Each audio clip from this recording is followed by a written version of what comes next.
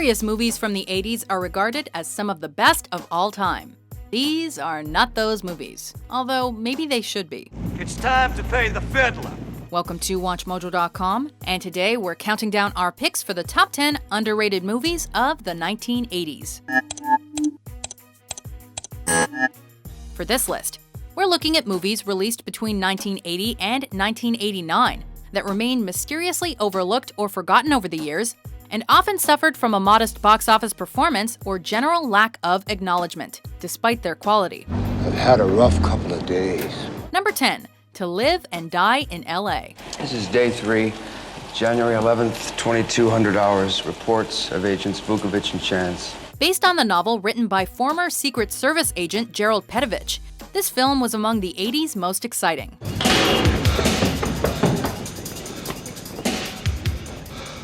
The story centers on a Secret Service agent who vows revenge against a counterfeiter who killed his partner. Now you're gonna help me out, aren't you, Carl? Come on, asshole, let's go. Move!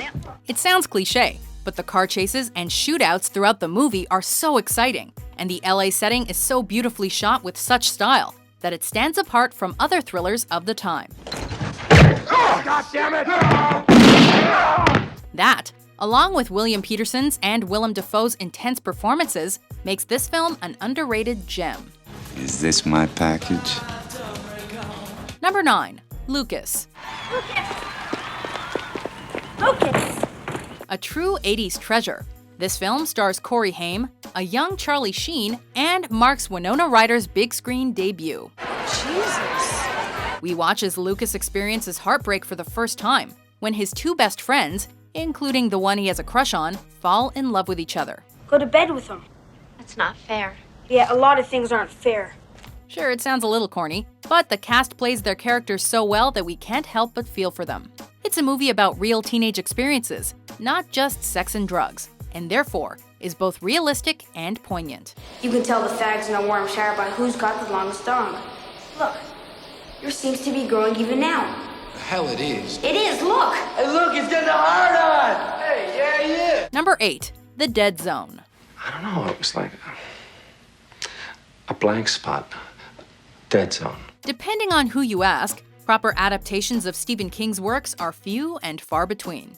But The Dead Zone definitely qualifies as a proper adaptation. What do you want to know? Do you want to know the future? You want to know if you're going to die? Is that it? Released 4 years after King's novel, the story follows a teacher who wakes from a coma to discover he has psychic abilities. You mean I'm gonna die? Christopher Walken gives one of his most underrated performances in this film, as he's both relatable and sympathetic in the main role. Would you call this a psychic experience? No, I would not. The story, like most of King's, is intense, emotional, and characteristically eerie, proving to be one of the best movies of the year. I always thought this power of mine was a curse, but now I can see it's a gift. Number 7, Local Hero. Olsen, I could grow to love this place. Local Hero, a film about an American oil representative who travels to Scotland to purchase land for his company, may not sound very exciting, but it packs a hell of a punch. See, look, you're good at numbers, eh? Part of my job, yes. Right. The characters of this film are fascinating, human, and hilarious, with performances that deftly carry the weight of their complexity. I like this place. The air is good, clear. Writer and director Bill Forsyth evokes both emotion and laughs, and his efforts won him a BAFTA for Best Direction. See if they're still laughing. It's a small film, but one that encompasses more quality than some of Hollywood's best. You didn't need to put on this reception. This is just an informal visit. Number 6, They Live. Where'd you get those glasses? Tooth fairy. If this movie were released today, with the horror-comedy hybrid genre booming, it would definitely be more popular. You see, I take these glasses off. She looks like a regular person, doesn't she, huh? Put them back on. Formaldehyde face. That's what we got. That's enough out of you. The film follows Roddy Piper's character, yes, that Roddy Piper, as he discovers a pair of sunglasses that let him see the truth about consumerism, advertising, and that the ruling class is concealed aliens. It's like a drug. Wearing these glasses makes you high, but you come down hard. Not only is the movie scary and fantastically absurd, it also provides thoughtful commentary on the rich, the economic status of America, and the influence of mass media on the general population. You're fighting the forces of evil. that none of us can see without sunglasses. Not bad for a silly sci-fi movie starring a wrestler. I have come here to chew bubblegum and kick ass. And I'm all out of bubblegum. Number 5. Thief.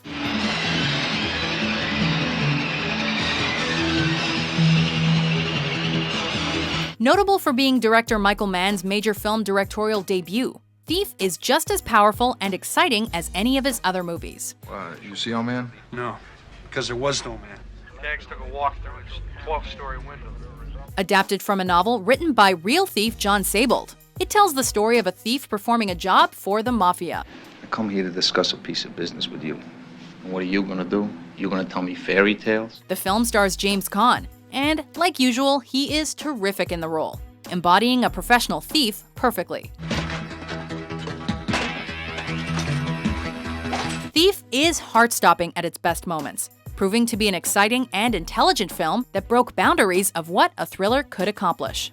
My money in 24 hours, or you will wear your ass for a hat. Number 4. Near Dark. What about it? It's dark. A great merger of Western and vampire films, Near Dark perfectly blends the two genres together, but never loses the unique touch that makes each one memorable. Jesus, this is today. I'm scared. The movie is directed by Catherine Bigelow, now a big-name A-lister, and received favorable reviews and later a cult following. There you stood by the side of that road, and I just knew you were trouble. However, it was released too soon after more successful vampire movies, being overshadowed by their success. Daylight! Even so, as a young man becomes involved with a group of nomadic vampires, the audience is treated to a tour de force of beautifully shot sequences, lots of blood, and even some genuine emotion. Daylight, no, please, no. Do yourself together, old man. Leave him alone, Jesse. Number 3. Something Wild. Well. Action comedies are a winning combination, and this is certainly the case with Something Wild, an underrated gem starring the always fantastic Jeff Daniels as a man who's taken on an adventure by a free-spirited woman. So, here we are. While it certainly isn't as popular as it deserves to be due to its quirkiness, it has obtained a cult following and has been hailed as one of Daniels' funniest, most overlooked roles. Thank you. Thank you very much. It also has plenty of tonal shifts to keep the movie interesting, and it makes for one unpredictable ride. No, Ray! Number 2. Blowout.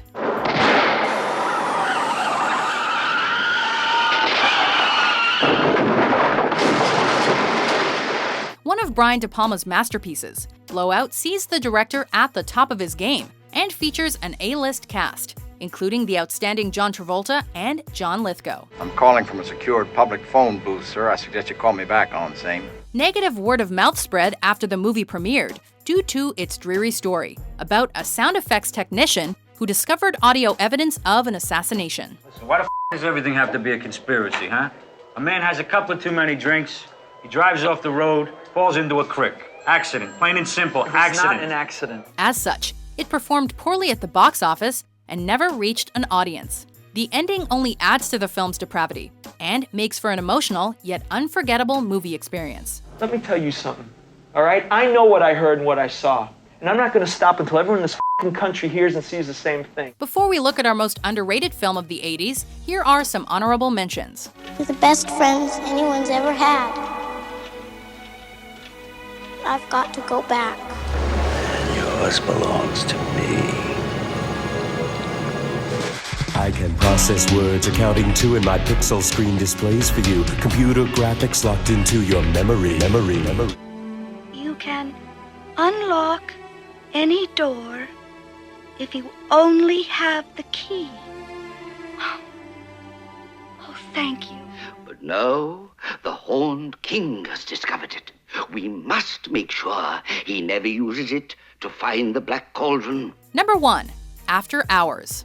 You just scream out, surrender Dorothy. When we say comedy, the gritty Martin Scorsese is probably not the first person to pop into your head. But his funny bone shines in this film about a man who runs into misadventures as he makes his way home. Different rules apply when it gets this late, you know what I mean? It's like After Hours. Scorsese had successfully dabbled in comedy prior to this with The King of Comedy. Will you please give your warmest welcome to the newest King of Comedy, Rupert Pupkin. But After Hours' outrageous, fun, and relatively simple premise makes it a true gem. If you know what I've been through tonight, you'd know that the last thing I want to do is steal from somebody.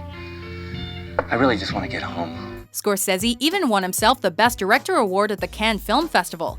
And the movie remains darkly hilarious, yet sadly overlooked to this day. What do you want from me? What have I done? Just a word processor, for Christ's sake! Do you agree with our list? We should have a draft agreement by tonight. What movie from the 80s do you consider underrated?